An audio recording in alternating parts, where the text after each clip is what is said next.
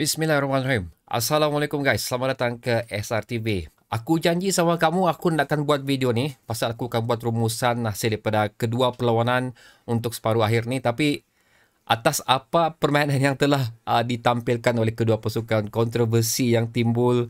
So macam tak boleh lah, aku nak boleh ketinggalan lah. Aku kena buat juga video ni guys. So ini adalah review secara ringkas mengenai apa pendapat aku. So ini pendapat aku saja, mungkin pendapat kita akan berbeza. Kamu mungkin ada pendapat yang lain, tidak salah. So selepas habis video ni aku jemput kamu untuk meletakkan pandangan kamu pula. Okay, mengenai perlawanan di antara Sabah dan juga JDT round 1 ni. Okay, sila tekannya di ruang komentar di bawah, atau mungkin kamu setuju dengan pendapat aku, sila tekannya juga di ruang komentar di bawah. So, okay guys, ini adalah keputusan yang telah terjadi pada perlawanan tersebut, di mana Arif Aiman telah melakukan gol pada minit ke-34. The only goal yang telah dilakukan oleh JDT ya. So, ini di antara beberapa match yang telah JDT lalui, yang bagi aku kebanyakannya JDT ni bila main dia orang akan lebih daripada 2 gol tau. Tapi apa yang jadi di Stadium Likas ni bagi aku adalah merupakan, boleh dikatakan miracle jugalah, walaupun Sabah tewas pada perlawanan ni. Tapi bagi aku miracle. Dan juga satu lagi, walaupun sekali lagi bukan berada di tahap yang aku mengharapkan bagaimana performance Sabah, seperti mana aku cakap seperti awal permulaan saingan Liga Super.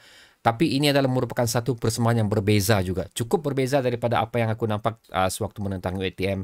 Cukup berbeza juga daripada apa yang aku nampak sewaktu menentang pasukan Kuching City hari itu. So, okay. Aku akan teruskan aku punya ulasan lagi ya tentang pendapat aku. Apa yang aku nampak di perlawanan ni. So, okay guys. Tapi sebelum tu aku berkongsi dengan kamu dulu mengenai kesebelasan utama yang turun pada perlawanan ni. Tapi aku mau bawa kamu tengok pula pergi bahagian pemain simpanan. Kalau kamu tengok di situ, kita cuma ada 7 pemain simpanan. Biasanya untuk mana-mana perlawanan tim Sabah dan tim lain, untuk JDT juga pada perlawanan ni ada 9 pemain simpanan. So di sini menunjukkan sebenarnya kita punya depth squad memang out sudah guys. Dikenakan lagi dengan Jackson dan juga Imbalo telah kembali ke negara asal mereka kerana kecederaan. Selepas itu, 2 pemain pinjaman daripada JDT juga mengikut kontrak mereka tidak boleh melawan pasukan asal mereka, membuatkan mereka juga tidak dapat tersenarai dalam perlawanan ini. So basically kita ada 4 pemain yang kita kurang untuk perlawanan ini, dan itu sajalah yang kita ada. So ini jugalah, aku yakin ini jugalah bekalan kita untuk ke Stadium SSI nanti bagi menentang JDT untuk pusingan kedua pula. So ini kerisauan aku yang pertama. So cukupkah fitness pemain-pemain kita, cukupkah rotation yang untuk dilakukan oleh OKS? So aku mau tahu pendapat kamu juga mengenai isu yang terjadi untuk perlawanan ni. Tapi apapun, yang aku senang hati tengok sini adalah dengan kembalinya Pak Tesu pada perlawanan tersebut. Sini macam aku nampak sikit lah bila aku nampak gambar Pak Tesu situ, nama dia pun ada di situ. So macam okay, match ni ada harapan ni. So guys, jadi apa pendapat aku mengenai perlawanan ni? So dia banyak kontroversi yang muncul untuk perlawanan ni lah. Tapi yang paling ketara sebenarnya adalah cara mutu pengendalian daripada pengadil untuk perlawanan ni menjadi isu utama sebenarnya. So bilang orang macam biasalah, okay? Kalau macam JDT saya beraksi, memang pengadil pun pengadil JDT lah. So ini orang cakap ini bukan aku cakap. So aku ada cek juga daripada YouTuber-YouTuber yang lain yang membuat konten mengenai perlawanan di antara kedua pasukan ni. Aku ada cek juga feedback atau pandangan yang diberikan oleh penyokong-penyokong pasukan Sabah FC daripada page supporter Sabah FC. So ada yang aku setuju dan ada yang aku kurang setuju jugalah. Tapi daripada apa yang aku nampak sebenarnya, sewaktu separuh masa pertama dijalankan memang agak macam berat sebelah juga lah nampak pengadil ni ya. Tapi bila masuk saja separuh masa kedua, aku tengok macam pengadil ni macam sudah fed up dengan cara permainan yang diberikan oleh kedua pasukan. Lepas tu dia nak peduli sudah. Okey, siapa kau? Kau buat silap saja, aku bagi kau kad. So perlawanan ni saja lebih 10 kad kuning telah diberikan guys. Okey, 11 atau 12 gitulah kalau kau dah silap. Dan 1 kad merah untuk pemain JDT telah dilainkan sewaktu perlawanan berbaki lagi 20 minit untuk pasukan JDT. Okey, so aku nak akan sentuh benda-benda yang lain, isu-isu yang lain. Cuma bagi aku yang menarik di sini adalah isu penalti yang telah diberikan oleh Bergson pada perlawanan tersebut, di mana kalau kita nampak video tersebut, dan ramai juga orang bersetuju sebenarnya bahawa Bergson sudah pun berada dalam kedudukan offside untuk percubaan yang dilakukan oleh JDT itu sepatutnya whistle telah ditiupkan lebih awal sebenarnya dan membuatkan penalti yang dihadiahkan untuk JDT itu tidak dikira. Itu yang menjadi isu. Tapi walau macam mana pun gol tu, ini adalah gol daripada Arif Aiman sebenarnya guys. Nanti kita sentuh serba sedikit mengenai apa yang terjadi di sini. Jadi penalti itu sepatutnya tidak wujud. Kerana kedudukan offside tu sepatutnya sekali lagi whistle telah ditiupkan lebih awal. Tapi walau macam mana pun guys, ada kebaikannya juga. Penalti ini diberikan untuk kepada Sabah FC kerana hasil daripada save yang telah diberikan oleh Damian Lim pada perlawanan tersebut telah memangkinkan semangat dan motivasi pasukan Sabah, di mana kalau kita tengok selepas saja save yang dilakukan oleh Damian tu, kita nampak corak permainan pasukan Sabah ada perbezaan. Ketara lah juga kenapa perbezaan tu. Macam-macam tadi motivasi dan juga semangat diorang memang nampak jauh berbeza. Memang diorang yakin seolah-olah diorang boleh menentang JDT pada perlawanan tu walaupun mempunyai kekurangan, especially kita tahu sendiri di mana bahagian depan kita memang tumpul guys, tapi percubaan tetap dilakukan juga oleh pasukan Sabah FC. Percubaan untuk menyerang juga tetap dilakukan oleh Sabah FC. Itu guys. Yang benda yang aku mau sentuh lagi satu sini adalah mengenai pertahanan Sabah FC. Dia ada dua benda aku tengok sebenarnya di sini. Walaupun formation telah diturunkan oleh OKS ada 3-4-3 formation yang biasa dilakukan oleh OKS, tapi sebenarnya bila kita tengok di padang, defensive line kita terdiri daripada 5 orang.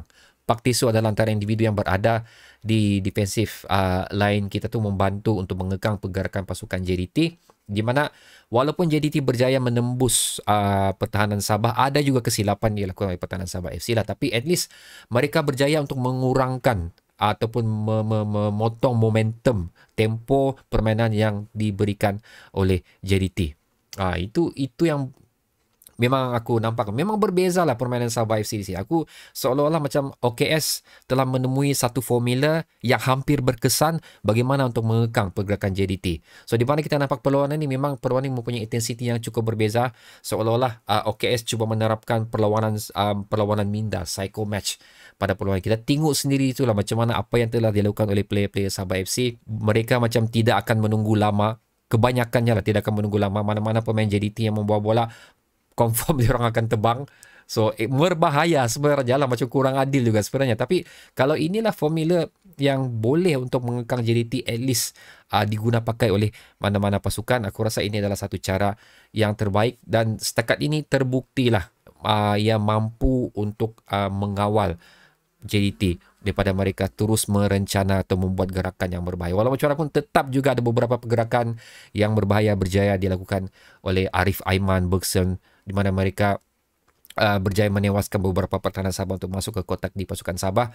Ini adalah salah satu lagi punca yang aku tengok yang kekurangan untuk Sabah FC, di mana 1 versus 1 Sabah FC ni kurang bagus sebenarnya. Kurang belum cukup hebat lagi untuk menidakkan gerakan ataupun larian yang dilakukan oleh mana-mana pasukan JDT. Ini pun antara komen yang telah diberikan oleh pengulas perlawanan semalam lah. Maksud aku bukan pengulas waktu match ni, yang selepas match ni habis. So aku lupa siapa nama berada tu. Dia cakap juga bila Sabah masuk untuk 1v1, itu kekurangan Sabah sebenarnya. Macam mereka tidak mampu untuk mengekang gerakan dan juga larian yang telah dilakukan oleh mana-mana pemain JDT, membuatkan mereka mudah untuk masuk ke kotak di pasukan Sabah.